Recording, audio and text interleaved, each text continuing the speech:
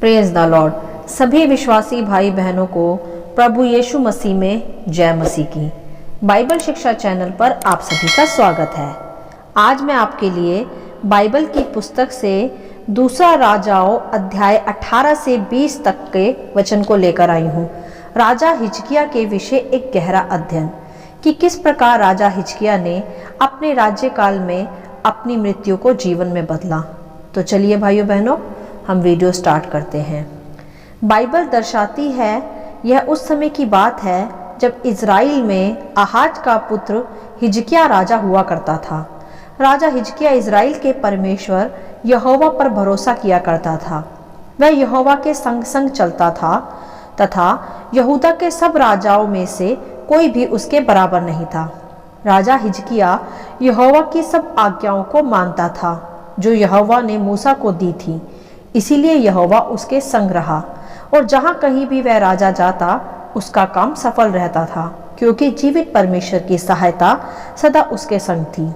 और बाइबल तो स्पष्ट ही करती है कि आज्ञाकारिता में ही आशीष छिपी है। तो जब तक वह यहोवा का आज्ञाकारी रहा तब तक आशीषित भी रहा। उसने अपने राज्यकाल में बहुत से युद्ध भी जीते और राजा हिजकिय्याह सदा यहोवा के संग चलने वाले यशायाह भविष्यवक्ता से ही सलाह लिया करता था। यहाँ ध्यान देने व सीखने वाली बात यह है मेरे प्रियो कि हमें भी सदा परमेश्वर के साथ सच्चे मन से चलने वाले लोगों की ही सलाह लेनी चाहिए, अविश्वासियों की नहीं। चाहे फिर हम किसी भी पदवी या पोस्ट पर क्यों ना हो, सलाह सदा उसी से लें जो सच्चे परमेश्वर के साथ चलते हों।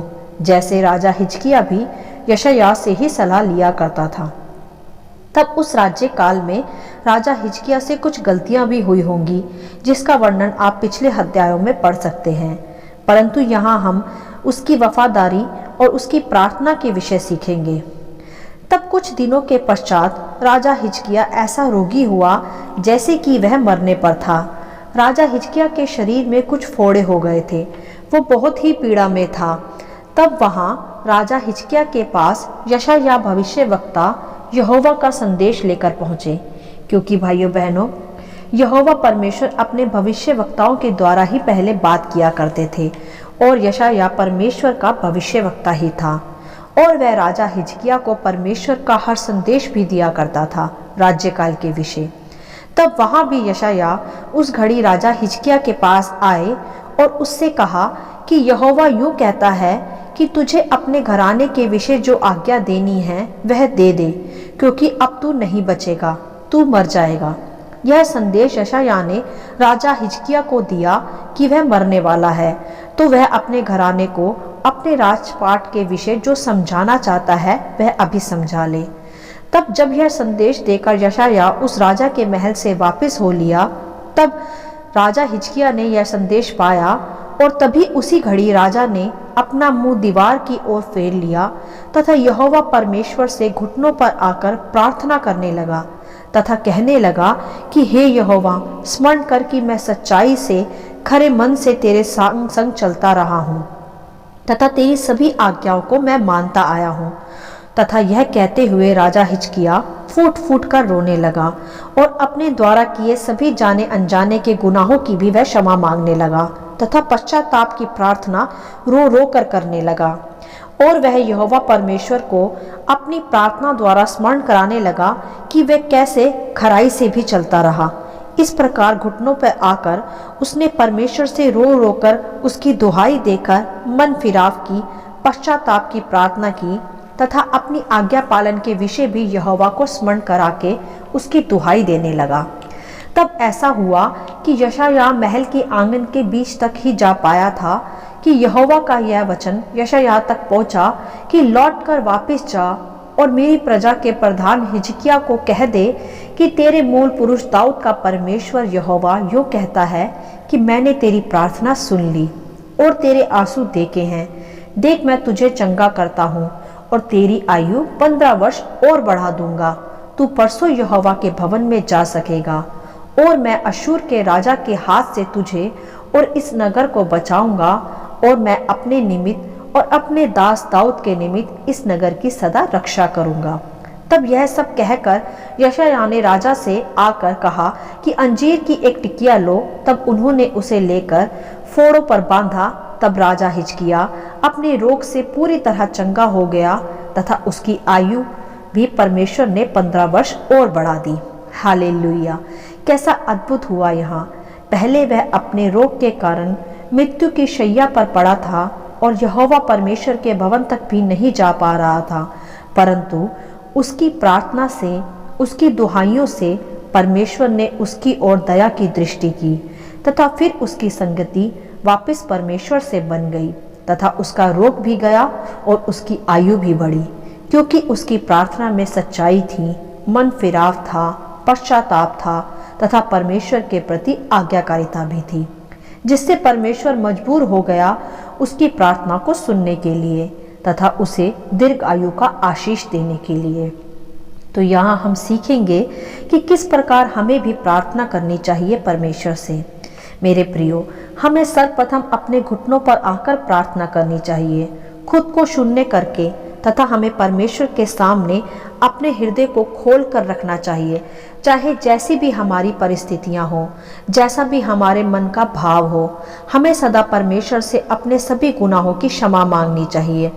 परमेश्वर दयालु है, वह हमारे अपराध सदा स्मरण नहीं रखता, वह हमारे अपराधों को हमसे क्षमा मांगने पर हमसे दूर कर देता है, जैसे राजा हिजकिय्याह के साथ भी किया परमेश्वर ने। और दूसरी बात यह है कि हमें सदा परमेश्वर की आज्ञाओं में चलना चाहिए, उसका आदर करना चाहिए, तभी तो हम प्रार्थना में परमेश्वर को स्मरण करा पाएंगे कि हम भी उसकी आज्ञाकारिता में चलते हैं, खराई से तथा सच्चाई से। और जो परमेश्वर का वफादार है, उसकी आज्ञाओं में सदा चलता है, परमेश्वर उसे अवश्य संकटों से, पीड़ाओं से, यहाँ तक कि मृत्यु से भी बचाता है, जैसे यहोवा ने राजा हिजकिय्याह की दुहाई को सुनकर उसे बचाया भी। जब राजा ने अपनी सच्चाई की, अपनी आज्ञाकारिता की दुहाई रो रो कर परमेश्वर को दी, क्योंकि वह खराई से भी सदा चलता था और अनजाने में हुए अपराधों की भी उसने सच्चे मन से क्षमा मांगी, तब परमेश्वर ने उसकी प्रार्थना तुरंत सुनी तथा उस पर से मृत्यु भी टाल दी और उसे फिर से अपने भवन की संगति में आने की आशीष भी दी। एक तो वह अपने राज्यकाल के सभी कार्यों के लिए सदा यशायाह भविष्यवक्ता की ही सलाह लेता था, क्योंकि वह जानता था कि परमेश्वर यशायाह से बात करता है और वह उसके संग है। ऊंचे पद पर होने के बावजूद भी राजा हिजकिय्याह परमेश्वर के साथ चलने वाले लोगों की ही सलाह लेता था, अपनी बुद्धि नहीं लगाता था। आज तो हम यदि किसी ऊंची पोस्ट को भी पा लें तो हम जरूर से ज़्यादा ही समझदार हो जाते हैं, फिर हमें किसी की भी सलाह की कोई आवश्यकता ही नहीं रहती, जो कि एक गलत विचारधारा है।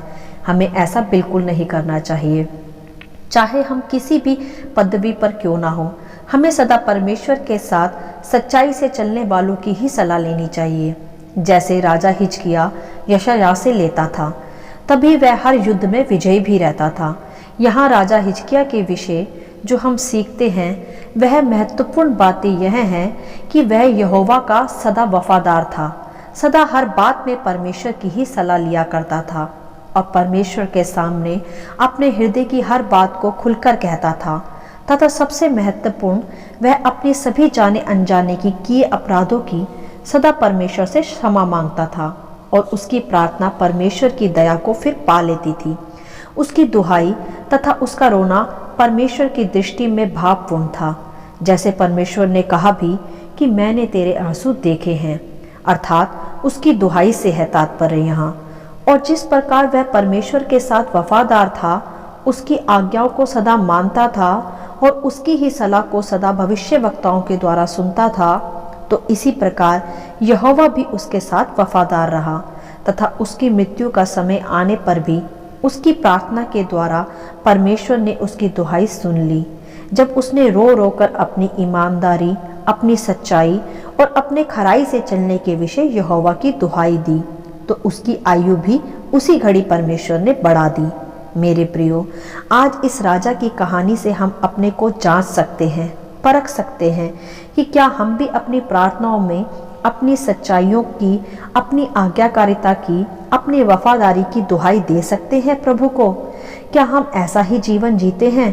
क्या हम भी अपना हृदय सच्चाई से, ईमानदारी से प्रभु के सामने खोलकर रखते हैं और अपने सभी गुनाहों को पूरी ईमानदारी से उसके सामने मान लेते हैं, जिससे वह मजबूर हो जाए हमें वह आशीष देने के लिए जो हमारी उस घड़ी की आशीष ना हो, जैसे मृत्यु को जीवन में बदलना। यह कोई मामूली बात नहीं है मेरे प्रियो कि राजा हिजकिय्याह ने 15 वर्ष और अधिक आयु उस घड़ी पाली जिस घड़ी वह मरने पर था।